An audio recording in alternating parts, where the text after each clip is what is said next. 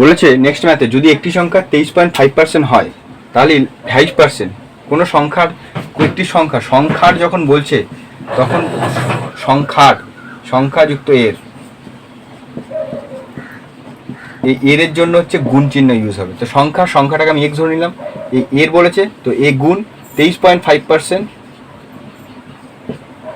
5% আছে তো নিচে 100 ডিভাইড বাই এই সমান চিহ্ন, তাহলে 11.75 হয়, তাহলে 11.75 করলাম,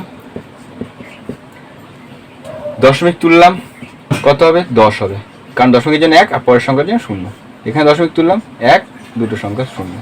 তো এক্স হয়ে গেল, সমান চিহ্ন যদি এ পাশে নিয়ে আসি তখন নিচে যেগুলো থাকবে সেগুলো উপরে পাঠিয়ে দেবো। তাহলে 1175 গুণ 100 গুণ 10 ডিভাইড, এখানে 100টা ছিল 100 বসিয়ে দিলাম, গুণ এবার ওইটা উপরে ছিল 235, তো ওটা নিচে পাঠিয়ে দেবো 235, 5কে দিয়ে কাটলে 5 আর 100 কেটে গেল, তাহলে আনসার হচ্ছে 5 10 50। আনসার হচ্ছে 5 10 50।